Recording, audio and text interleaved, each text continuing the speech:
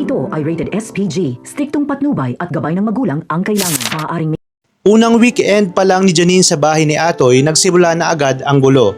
At habang unti-unting natutupad ang pangarap ni Atoy bilang ama, may isang batang lihim na nasasaktan. Masayang inihatid ni Audrey si Janine sa bahay ni Atoy para roon muna mag-stay ngayong weekend. Pagkababa pa lamang ng sasakyan, agad nang niyakap ni Janine ang kanyang daddy. Kitang-kita sa mukha ni Atoy ang labis na saya at taos puso siyang nagpapasalamat kay Audrey sa pagtitiwala nito. Ngunit nilinaw ni Audrey na hanggang weekend lang muna iyon. Sabi rin niyang tawagan siya kung ano man ang mangyari at umaasa siyang hindi niya pagsisisihan ang desisyong ito.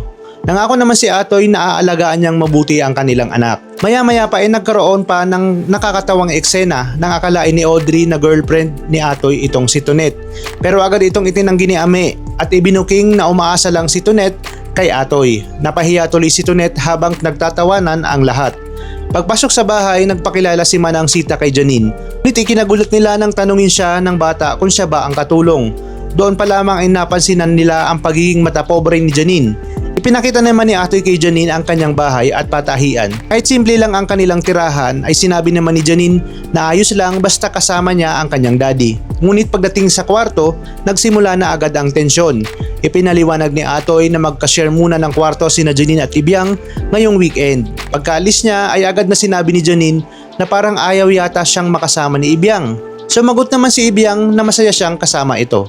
Pero hindi pa rin tumigil si Janine. Nutya niya ang maliit na kwarto ni Ibiang at sinabi na parang CR lang iyon ng kanilang mansyon. Tinanong pa niya kung bakit walang aircon, kaya napiko na rin si Ibiang at sinabi na kung gusto ni Janine na may aircon ay doon na lang ito matulog sa sarili nilang bahay. Muntik nang lumala ang kanilang pagtatalo pero dumating si Atoy at pinatulog na silang dalawa. Pagkaalis ni Atoy, agad namang pinalabas ni Janine si Ibiang sa kwarto dahil ayaw niya itong makatabi. Ayaw na lamang ni Ibiang ng gulo kaya tahimik siyang lumabas. Pumunta siya kay Atoy at nagsabi na hindi siya makatulog at gusto muna niyang makatabi ang kanyang ate Ame.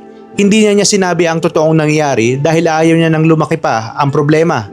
Pinatabi na lang siya ni Atoy hanggang sa makatulog silang dalawa. Ngunit hindi pa rin natatapos ang plano ni Janine. Makalipas ang ilang sandali, ginising niya si Atoy at nagpanggap na natatakot siyang matulog mag-isa. Dahil nag-aalala, agad namang sinamahan ni Atoy ang kanyang anak. Naalimpungatin si Ibiang at nakita niyang umaalis si Atoy para samahan si Janine. Tahimik lang siyang nakatingin habang unti-unti niyang nararamdaman na may gustong umagaw sa taong itinuturing niya ng ama. Samantala sa kabilang banda, abala naman sina Carla sa paghahanda sa set update para kina Gavin at Cathy. Labis ang pasasalamat ni Gavin sa effort ni Carla, ngunit lingid sa kanyang kaalaman, unti-unti nang nadudurog ang puso nito dahil matagal na pala siyang lihim na umiibig dito kay Gavin.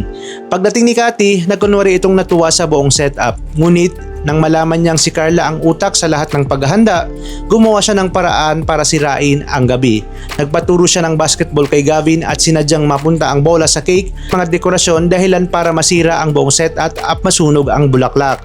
Nagyaya na lamang si Cathy na lumipat sila sa ibang restaurant dahil may alam umano siya, ngunit napansin ni Gavin ang lahat ng effort na ibinigay ni Carla at nanghihinayang siya sa mga nasayang na paghahanda.